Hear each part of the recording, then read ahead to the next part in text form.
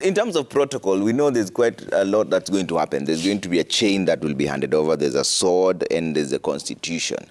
What do these items signify, especially the chain? Or is it the sword that is in relation to the military? Which one is it? Now, what we will be handing over today to the Commander-in-Chief are the instruments of power. And of course, the first and major instrument of power in this regard is the Constitution.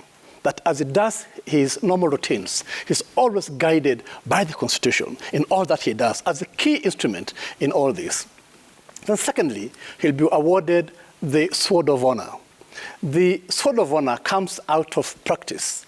Yeah, that's just a normal drill. That's one just kept secure, and somebody's guarding them to ensure, as always, they are guarded. In fact, I was just about to ask you before we get into that what we're seeing on the screen. No. So that is a normal practice where you can't go and do your morning jog with the arm, and therefore it's normally put together in a very good manner and guarded securely to ensure there's no interference from anybody as that goes on. Okay. That's just a normal drill to ensure it is all secure.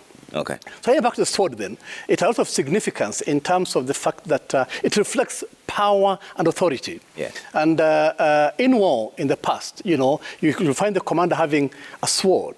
And that sword is where he'll give direction, move, get going. That's the direction, and they follow. And the tradition falls way back, actually you'll be surprised, to those traditional wars.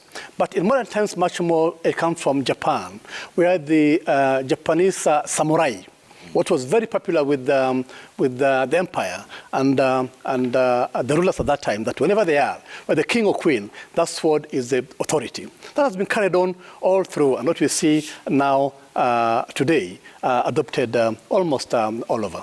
Mm-hmm. Yes. And then there's a chain. There's, out of the instruments of power, there's a golden chain that will then be given to the president as well. That is much more of the medal. Okay. Yeah, you see, at any one time, you'll find that only one person has that senior medal.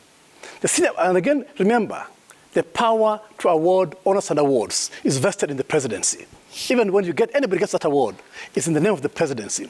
Now, in the country, normally, we have different awards, starting from the CGH, which is the highest honor in this country. The CGS at any one time is reserved for the commander-in-chief. Okay. Those below him, which are quite a number, will have, now the CGS is the chief of the Golden Heart. Yeah. Below him is the second, that's the first order. Second order is the elder of the Golden Heart, the EGH. Today, as we sit now, the president-elect is an EGH, the elder of the Golden Heart. Yeah.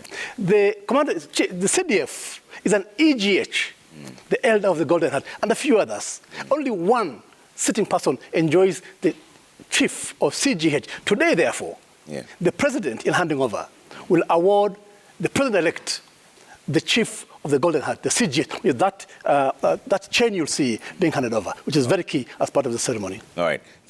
With you, right from the election all the way to voting up until now. Right. How significant is this day for you? How would you summarize it in a nutshell before we get into the in-tray, the legacies and all that? No, this is a very significant day for Kenya, for the country. And I think it's a triumph of constitutionalism and the rule of law.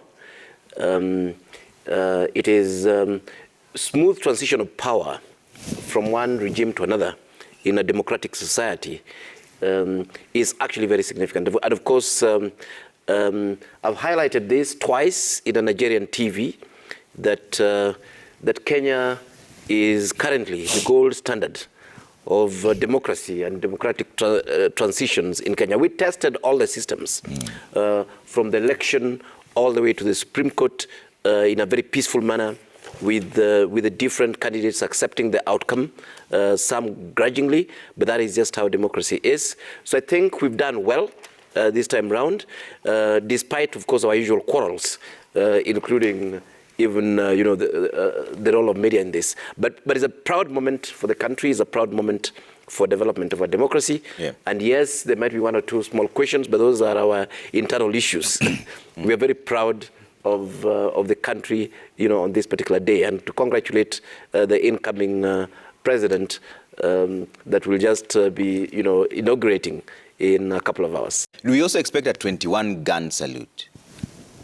today. Yes, another very important function. Yeah. I remember in normal times, the 21-gun salute is reserved for any visiting head of state. Any visiting head of state in any republic will have as an honor the 21-gun salute. So he comes officially, and at the end of it all, is honored with that. Now, for us today, we have a new president. And being a new president, therefore, it just fits well that he also is given 21-gun salute. It is indeed in honor of the incoming president that we have that gun salute. Is it significant that the emblem on the vehicle seems to have been covered? Does that change? Like, there's a flag that changes, right? Now, what you can see, that Land Rover, it's very basic for now. But when the commander-in-chief sits on it, it takes a different posture altogether. Okay. There are no flags now. It's clear, you can see nothing. There's no flag and all that. When it is officially now unveiled, and he gets on top, you get all the two flags coming in. Okay. On the right is that very important flag, the presidential standard. On the left will be the national flag, again indicating all the symbols of power and authority as the commander-in-chief at that time. Yeah, so that can only be unveiled when he's in the vicinity. Exactly, when he's in the vicinity, about to jump on. Other times, it is put off. It is covered. Yes, covered, it's covered. In the same token also, it goes along also with the presidential standard, which you're going to see today, which you're actually discussing here now.